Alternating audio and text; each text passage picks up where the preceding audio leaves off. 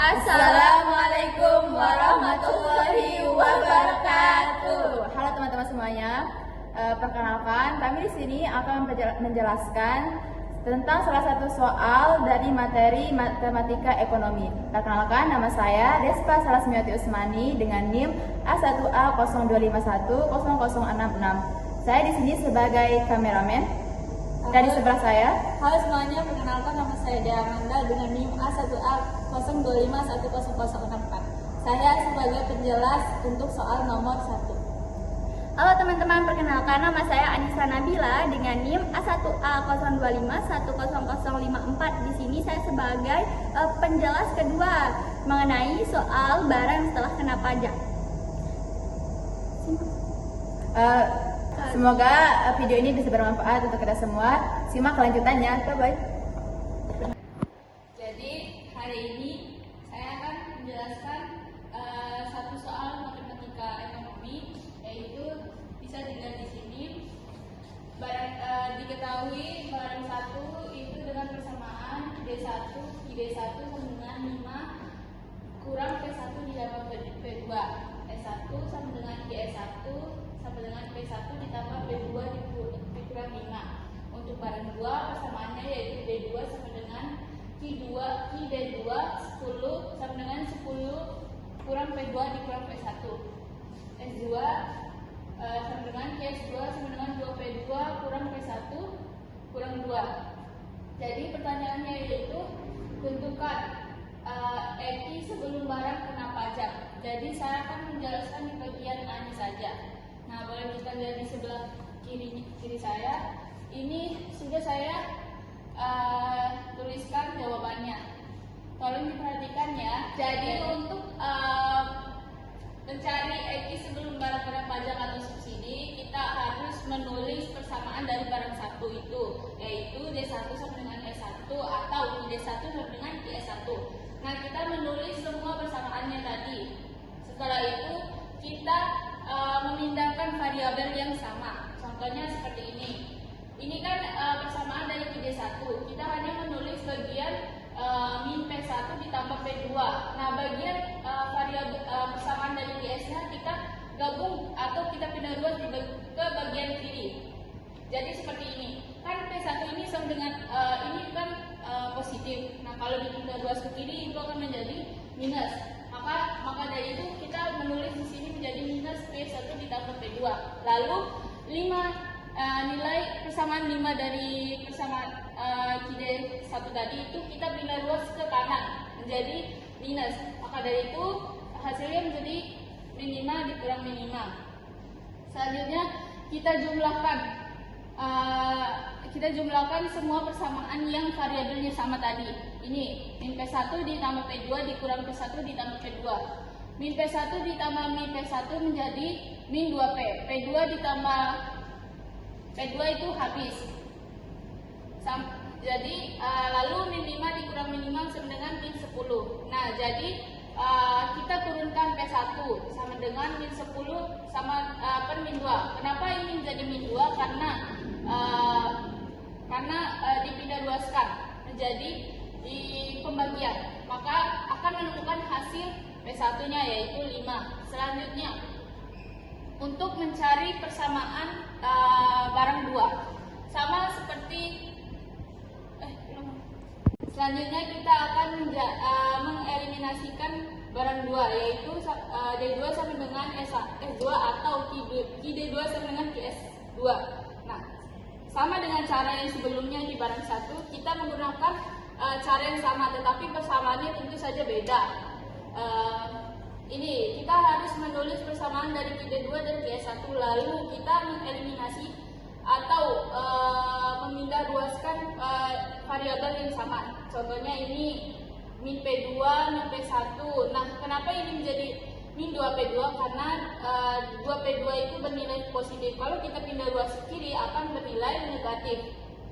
Nah, begitupun dengan nilai 10 tadi. Kalau kita pindah luas ke kanan akan menghasilkan nilai yang minus. Setelah itu, setelah semuanya kita pindah luaskan, kita jumlahkan dengan variabel yang sama. Contohnya kayak P2 min P2 ditambah dikurang 2 P2 itu sama dengan 3 P2. Min P1 ditambah P1 itu habis karena min ditambah plus itu hasilnya 0. Terus sama dengan min 2 dikurang 10 hasilnya sama dengan min 12. Jadi P2-nya itu akan menghasilkan 4. Lalu selanjutnya kita akan mencari kan ini kita tadi mencari P-nya, nilai P-nya. Sekarang kita akan mencari nilai Q-nya.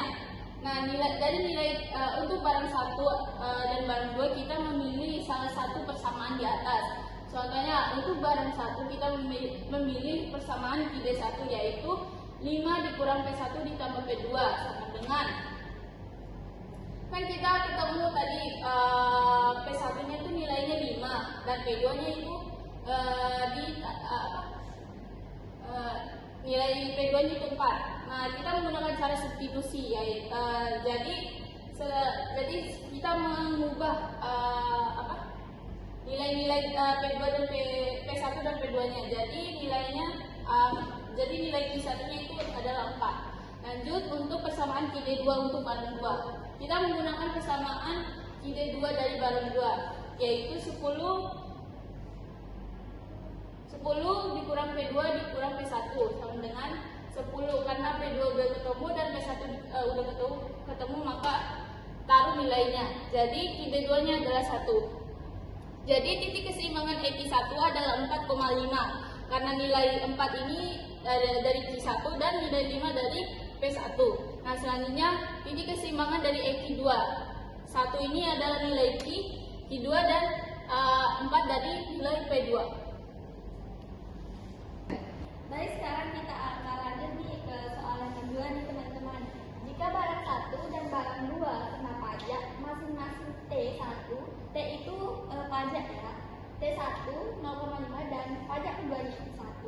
Nah, sekarang kita akan langsung saya akan jelaskan ya jawabannya. Nah, di sini ya kita tulis dulu soalnya. Jika dikenakan pajak T1 0,5 dan T2 sebenarnya 1, maka fungsi penawarannya menjadi, nah ini yang kalian bisa lihat di S1T sama dengan QS1T itu menunjukkan bahwa penawaran untuk yang kena pajak di bagian pajak pertama. Ini bisa dilihat, ini adalah rumusnya.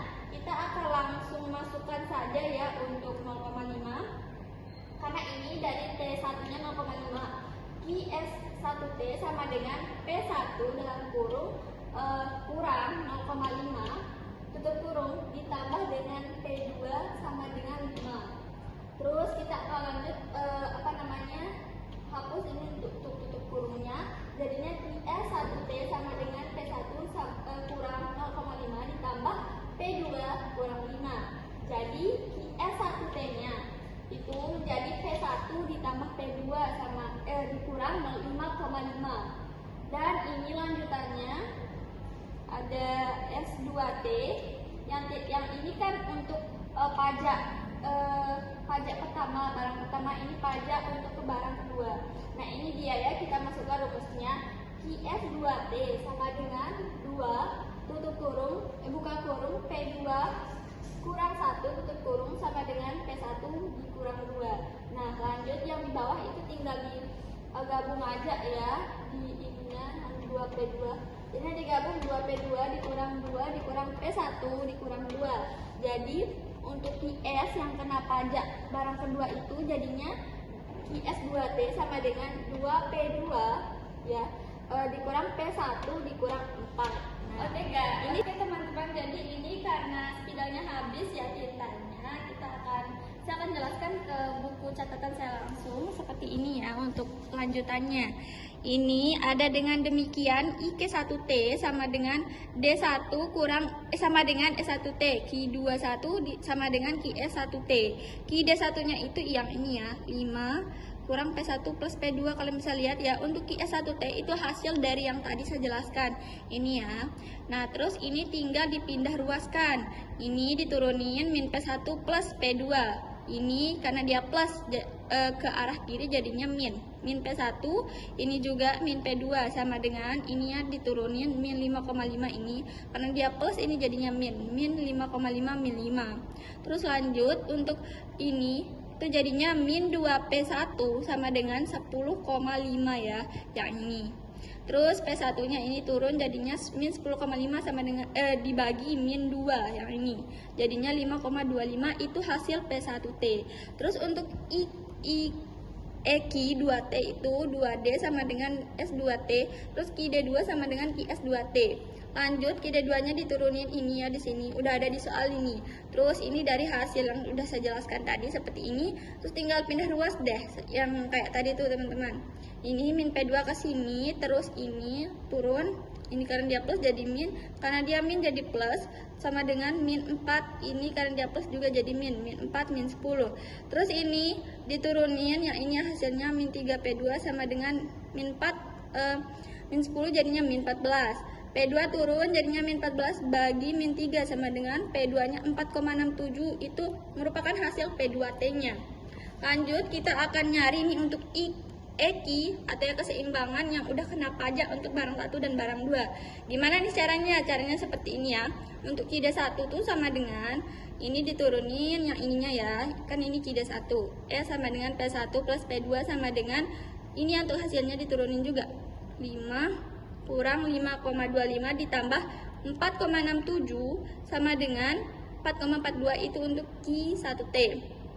Terus untuk Q2 nya itu ini diturunin 10 min P2 min P1 sama dengan 10 min 4,67 dikurang 5,25 yang ini ya.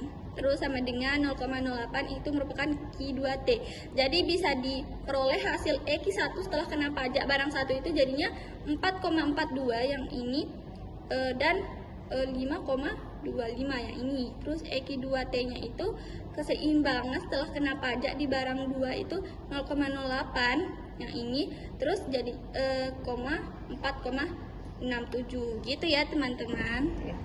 Baik teman-teman, di sini ya kami jadinya cuma menjelaskan 2 soal dulu karena ini kan skillnya itu habis mintanya. Jadi ya kami udah menjawab sedemikian rupa. Semoga kalian bisa mengerti dan paham akan materi kali ini ya, materi MTK Ekonomi. Semoga kalian juga